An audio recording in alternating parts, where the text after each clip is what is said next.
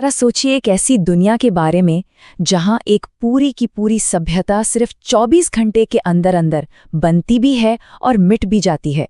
तो चलिए आज हम एक बैक्टीरियल कॉलोनी की इसी सीक्रेट लाइफ में झांकते हैं। और ये सवाल सिर्फ कोई कल्पना नहीं है, ये तो असल में हर पल हमारे चारों ओर हो रहा है, बस माइक्रोस्कोपिक लेवल पर। तो चलिए इस कमाल की कहानी को करीब से देखते हैं। तो हमारी कहानी शुरू होती है एक नई, उम्मीदों से भरी दुनिया से। ये इस नन्ही सी सभ्यता का पहला चैप्टर है, जन्म का दौर। सब कुछ एकदम शांत है। कुछ अकेले बैक्टीरिया एक ऐसी नई जगह पर पहुंचते हैं जहां खाने पीने की कोई कमी नहीं। अभी वो अपनी गिनती नहीं बढ़ा रहे हैं, लेकिन इस शांति के पीछे एक बड़े तूफान की तैयारी चल रही है। इसी को कहते हैं लैग फेज, यानी तैयारी का दौर। मतलब बाहर से देखने पर लगता है कुछ नहीं हो रहा, पर अंदर जबरदस्त काम चल रहा है। ये सेल्स तेजी से बढ़ने के लिए जरूरी सारे औजार, सारे एंजाइम्स और एनर्जी तैयार कर रहे हैं। और फिर जैसे ही तैयारी पूरी होती है, कहानी की रफ्तार अचानक बदल जाती है। अब शुरू होता है एक्सपोनेंशियल एक्सप्लोजन। इसे कहते हैं लॉन्ग फेज। अब आबादी एक चेन रिएक्शन की तरह बढ़ती है। हर एक सेल 2 में बट रहा है, वो 2 4 में, 4 8 में, और देखते ही देखते इनकी गिनती आसमान छूने लगती है। और पता है ये कितना तेज होता है? ई कोलाई जैसा एक आम बैक्टीरिया सिर्फ 20 मिनट में अपनी आबादी को डबल कर सकता है। जरा सोचिए, हर 20 मिनट में डबल। लेकिन हाँ, हर बैक्टीरिया इतनी जल्दबाजी में नहीं होता। जहां ई कोलाई को सिर्फ 20 मिनट लगते हैं, वहीं टीबी फैलाने वाला बैक्टीरिया एम ट्यूबरकुलोसिस को डबल होने में करीब 15 घंटे लगते हैं, और टी पैलिडम को तो 30 घंटे से भी ज्यादा। इससे पता चलता है कि बैक्टीरिया की दुनिया भी कितनी अलग अलग है। लेकिन कहते हैं ना, कोई भी पार्टी हमेशा नहीं चलती। आखिरकार ये बेहिसाब ग्रोथ एक दीवार से जा टकराती है, और यहीं से कहानी अपने क्लाइमैक्स पर पहुंचती है। तो पार्टी अब ओवर हो चुकी है। बढ़ने के लिए ना तो जगह बची है, ना ही खाना पीना। और तो और कॉलोनी का अपना ही फैलाया हुआ कचरा अब जहर बनता जा रहा है। और यहीं पर कॉलोनी एक नए फेज में दाखिल होती है, स्टेशनरी फेज। ये एक ठहराव की स्थिति है, जहां आबादी अपनी पीक पर पहुंच चुकी है। अब इससे ज्यादा नहीं बढ़ सकती। यहां जिंदगी और मौत के बीच एक बैलेंस बन जाता है।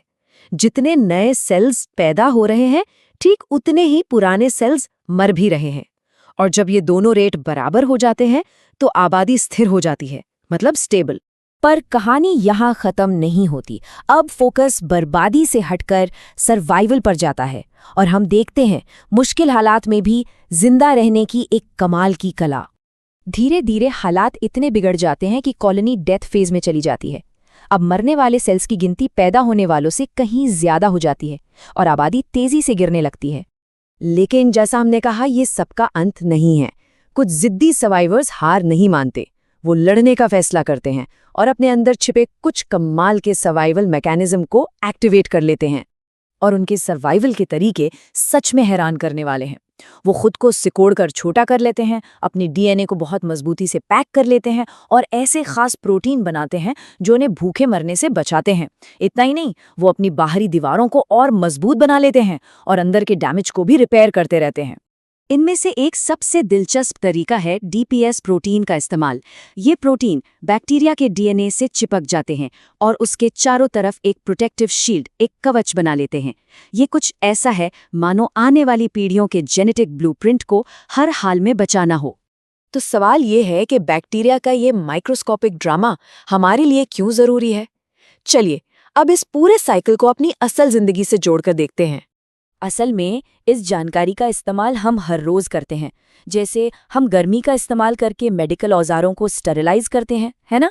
खाने को सुखाकर या उसका अचार बनाकर हम उसके न्यूट्रिएंट्स या पीएच को बदल देते हैं, ताकि बैक्टीरिया उसमें पनप न सकें। और खाने को वैक्यूम पैक करना, वो भी तो ऑक्सीजन हटाने का ही एक तरीका है, ताकि खाना ज्यादा दिन तक सेफ रहे।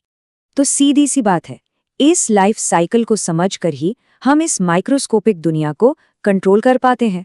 हम ये तय कर सकते हैं कि कौन से अच्छे बैक्टीरिया को बढ़ावा देना है और कौन से बुरे बैक्टीरिया को रोकना है। यही नॉलेज हमें बीमारियों से बचाती है और हमारे खाने को भी सेफ रखती है। और ये सब हमें एक आखिरी सोचने वाले सवाल पर लाकर छोड़ देता है। जिस तरह से ये बैक्टीरिया हर मुश्किल में खुद को ढाल लेते हैं और जिस तरह की इनकी जिद है जिंदा रहने की, उसे देखकर कभी-कभी लगता है कि क्या हम असल में उनकी दुनिया में जी रहे हैं